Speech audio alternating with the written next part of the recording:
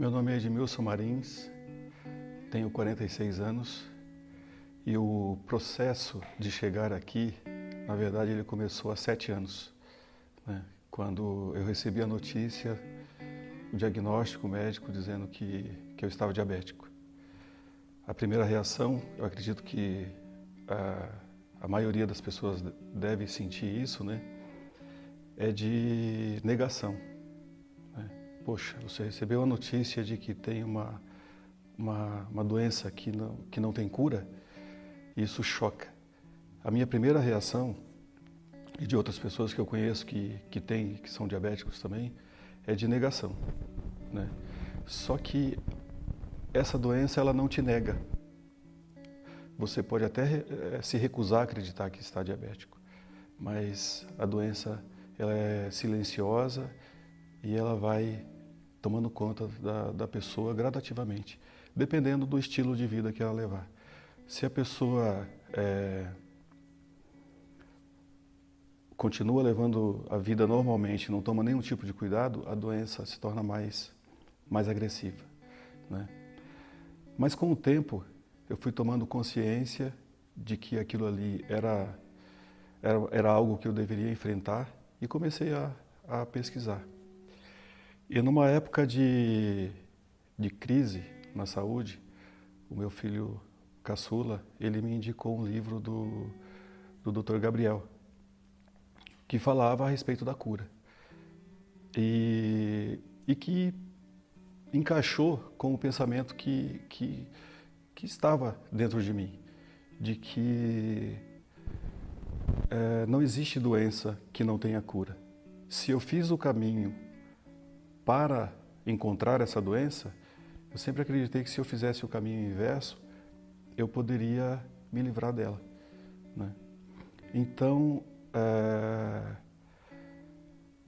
mas no sistema de saúde, né, padrão que a gente tem, ele é incisivo em nos convencer de que não tem cura, que você vai ter que beber remédio para o resto da sua vida e conviver com aquilo para o resto da vida e morrer mais cedo com essa patologia.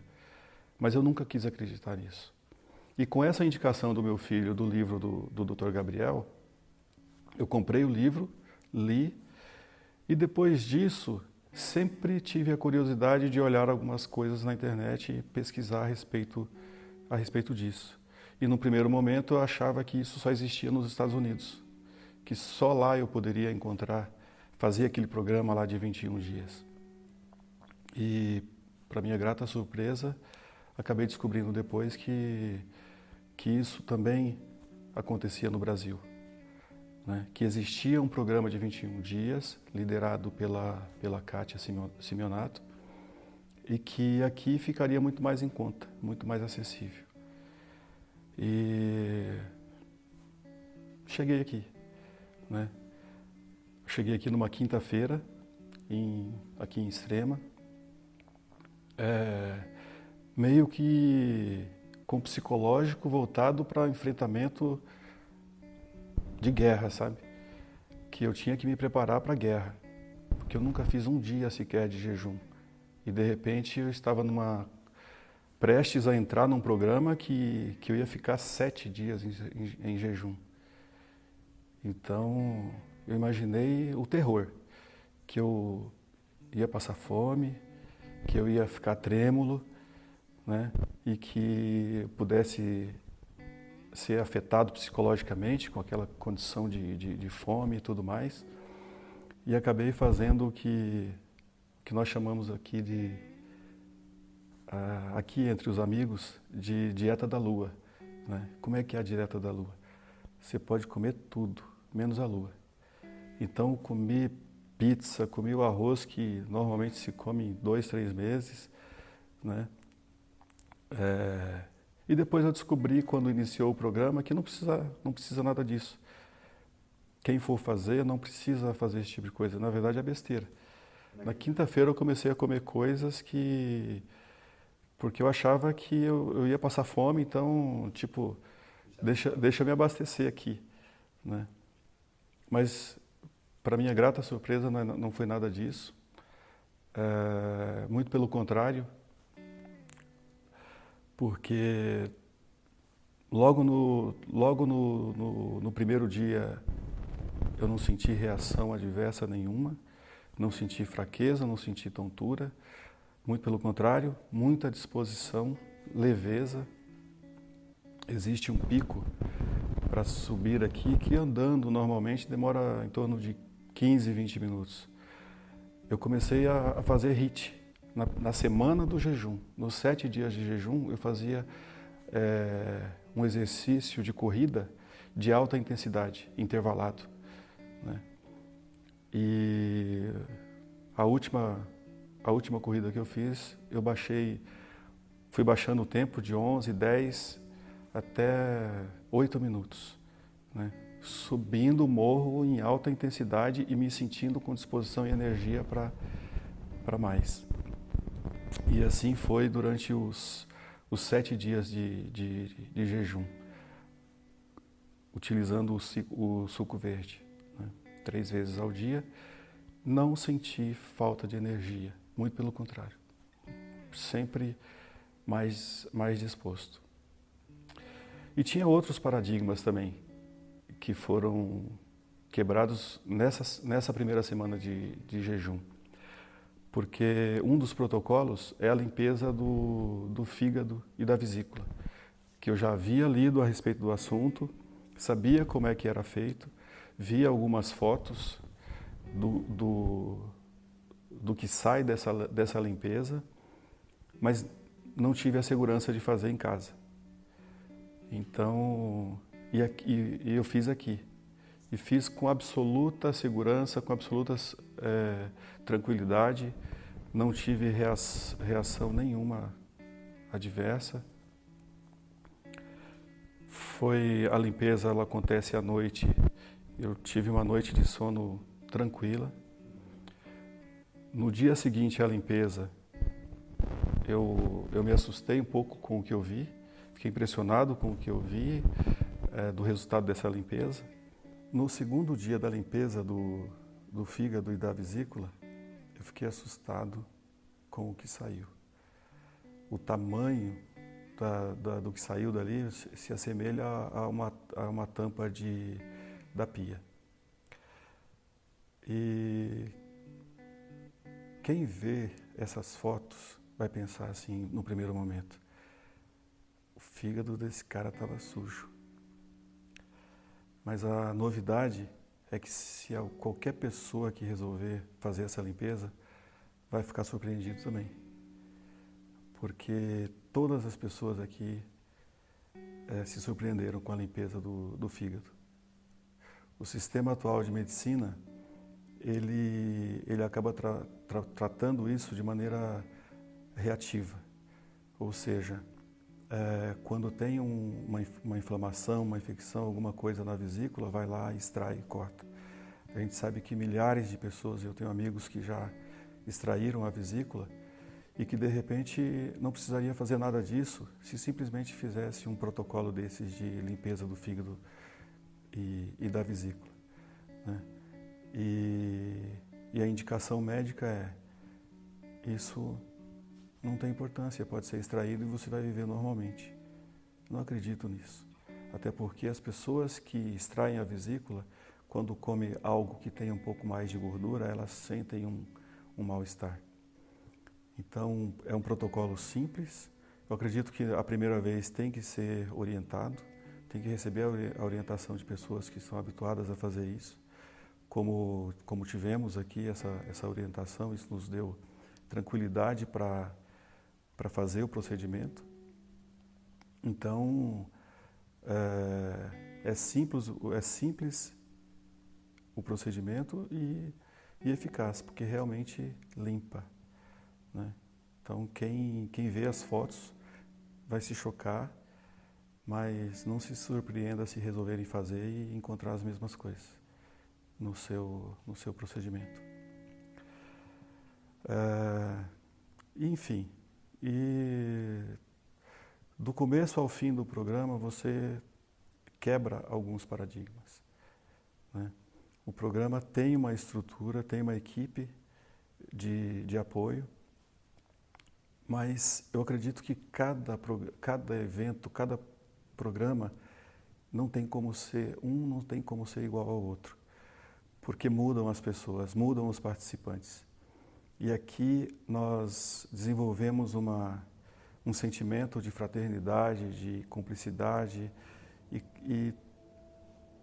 e houve um espírito de colaboração mútua, de amizade. A gente entra numa sintonia de pensamentos positivos e que isso nos leva a ter mais compaixão, mais amor pelo próximo.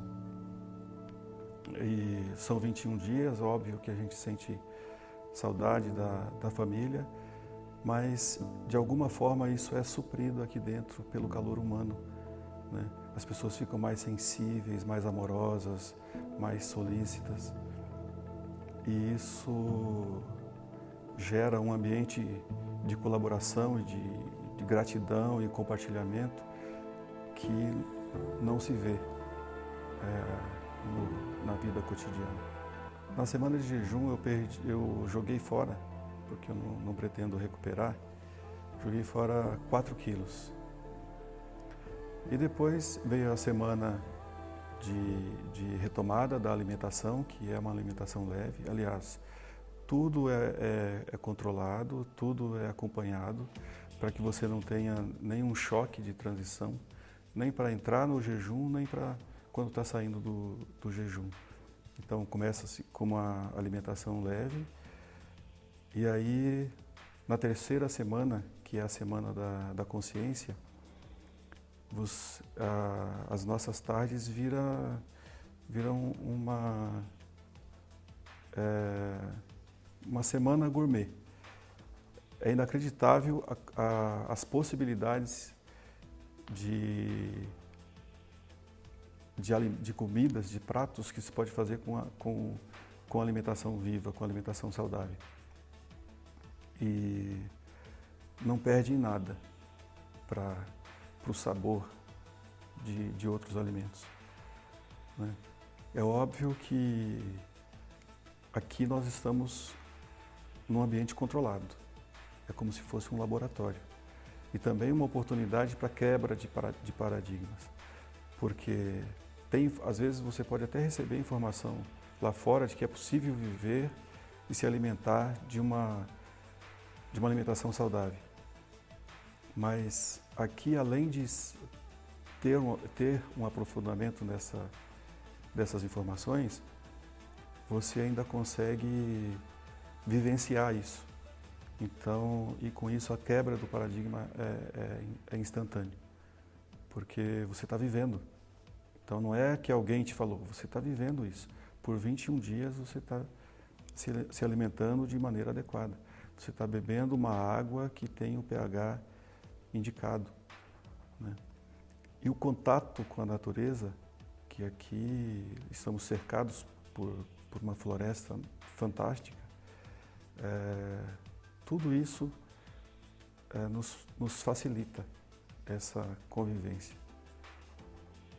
esses momentos de expansão da consciência. Primeira vez que eu faço, nunca fiz yoga na vida. E quando eu via os movimentos, para mim não servia. Porque eu gosto, para mim, exercício, para mim, precisa de algo que me deixe cansado, que me deixe, né, com a frequência cardíaca lá em cima e tal. Foi uma outra quebra de paradigmas, porque eu pretendo levar o yoga para minha vida. Em algum momento eu vou achar um espaço ali para encaixar e fazer essa prática. Porque a concepção que eu tinha do yoga era outra, né? E o yoga, para mim, ajuda a acalmar o barulho interno, né? Você silenciar a sua mente e focar no presente. Para mim, funciona como uma ferramenta para trazer essa calma interna. Eu Na primeira semana, eu media, conferia a minha glicose várias vezes ao dia.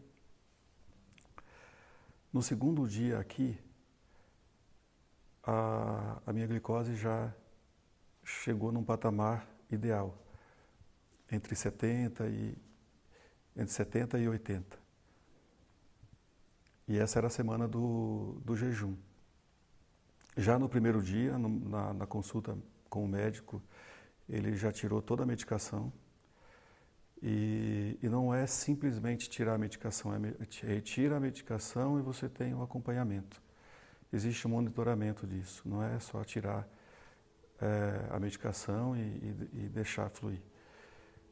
E esse monitoramento, ele só comprovou que quando você leva um estilo de vida saudável, com alimentações e hábitos saudáveis, é possível sim viver sem medicação. Então, não houve nenhum momento, a partir do segundo dia de jejum, que a minha glicose tenha se alterado, seja para cima ou para baixo. É incrível ver que quando você dá condições para o teu corpo, ele reage. Ele reage e eu pude perceber isso através do monitoramento, que o meu corpo estava modulando a glicemia que eu precisava, nem mais, nem menos. A segunda semana que entrou a alimentação, ela subiu um pouco, na casa entre 90 e 2 resultados apenas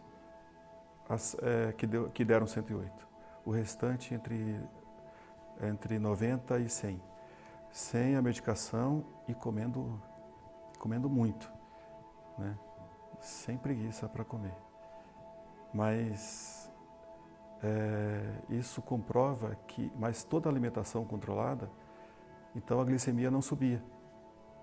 Então ela se manteve ali entre 90 e 100, inclusive de jejum, que era a minha maior dificuldade. Porque a minha glicose nunca foi exagerada, mas sempre se mantinha ali entre 130 e 140, com ou sem medicação.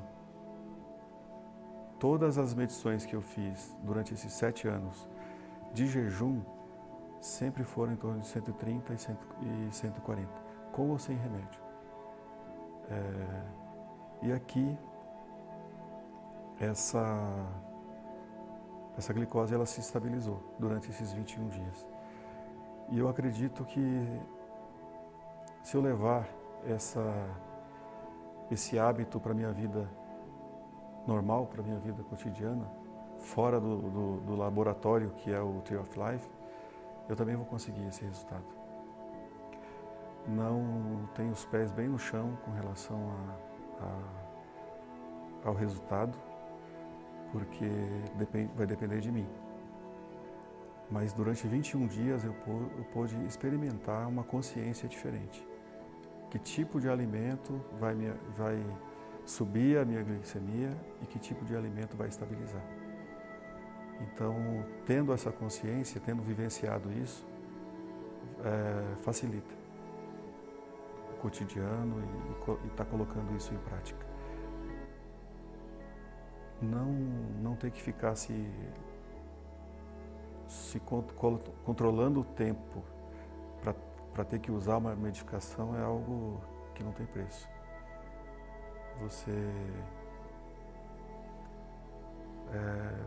esquece que o teu corpo tem aquela patologia e que necessita de medicamento. E isso é bom. É o natural, né? E eu espero de coração que esse meu depoimento ele possa despertar, principalmente nas pessoas que já se entregaram ao diabetes, que a gente sabe que já é uma epidemia. Eu espero que esse depoimento ele alcance o máximo de pessoas que estejam vivendo isso, e principalmente aquelas que já se entregaram né? E que acreditam que essa doença não tem cura, que não tem jeito, e esperando que as coisas piorem. Eu espero que essas pessoas tenham esperança de que é possível reverter o quadro de diabetes, não importa em que estágio que esteja. Então, essa é a minha motivação de estar dando esse depoimento, para que mais pessoas possam ter esperanças e que não venham simplesmente acreditar, né? Acho que acreditar cegamente é um erro, mas que pesquisem porque existem outras informações, como a do Tree of Life, que indicam um caminho para a cura da diabetes e de outras doenças. Porque quando você dá condições para o teu corpo, quando você volta a ter uma alimentação mais natural, você, de certa forma, municia o teu corpo para que ele se autocure.